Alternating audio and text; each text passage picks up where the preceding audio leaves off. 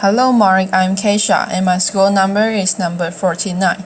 And here's the article Eulogy for the Martyred Children, September 18, 1963, Birmingham, Alabama. This afternoon we gather in the quiet of this sanctuary to pay our last tributes of respect to these beautiful children of God. They entered the stage of history just a few years ago. And in the brief years that they were privileged to act on this mortal stage, they played their parts exceedingly well. Now the curtain falls. They move through the exit. The drama of their earthly lives comes to a close. They are now committed back to that eternity from which they came.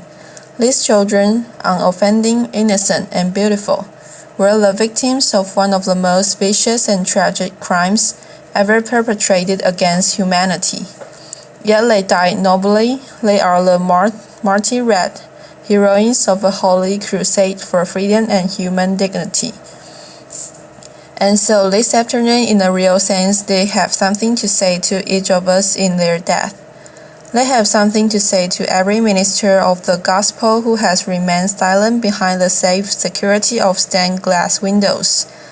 They have something to say to every politician who has fed his constituents with the stale bread of hatred and the spoiled meat of racism. They have something to say to a federal government that has compromised with undemocratic practice of thousand desecrates and the blatant hypocrisy of right-wing Northern Republicans. They have something to say to every Negro who has passively accepted the evil system of segregation and who has stood on the sidelines in the mighty struggle for justice. They say to each of us, black and white alike, that we must substitute courage for caution.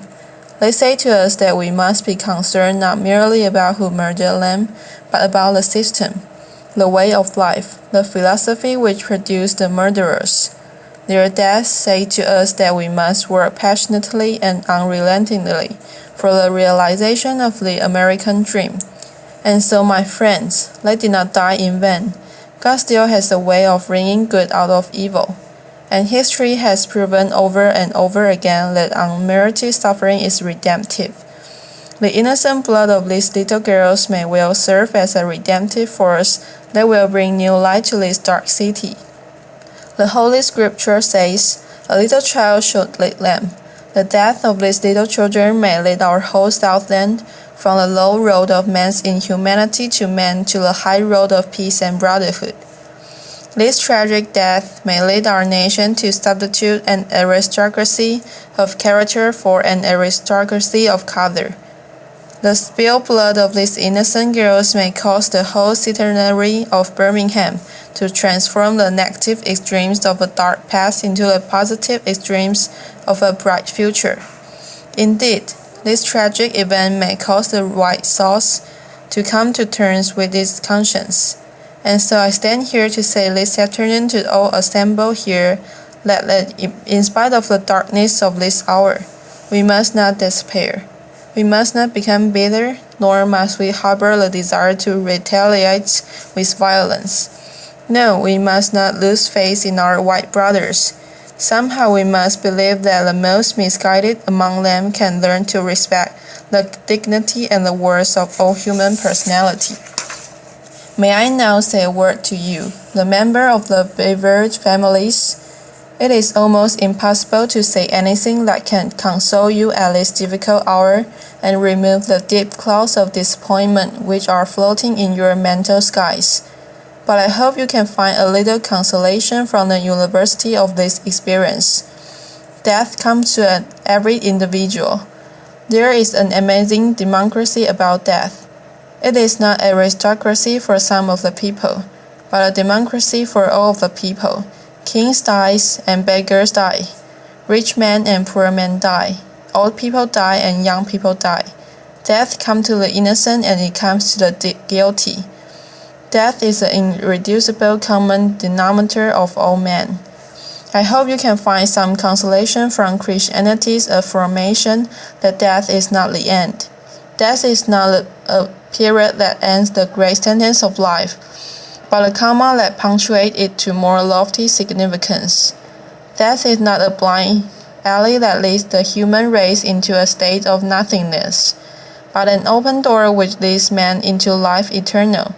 Let this daring faith, this great invincible surmise, be your sustaining power during these trying days. Now I say to you in conclusion, life is hard, at times as hard as crucible steel. It has its bleak and difficult moments, like the ever-flowing waters of the river. Life has its moment of drought and its moment of flood, like the ever-changing cycle of the seasons. Life has the smoothing warmth of its summers and the piercing chill of its winters.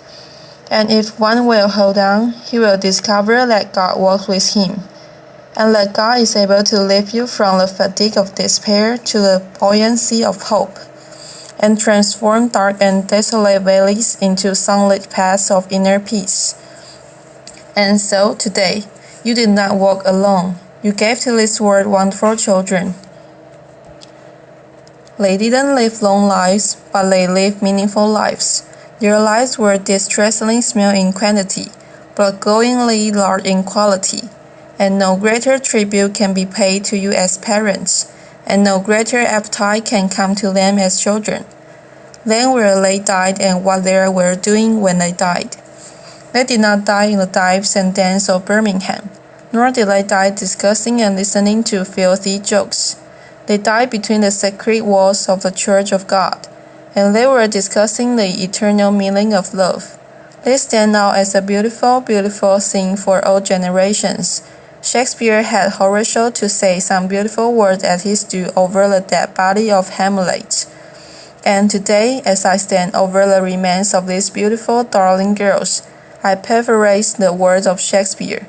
Good night, sweet princesses. Good night, those who symbolize a new day. And may the flight of angels take thee to thy eternal rest. God bless you. Thank you, Mark.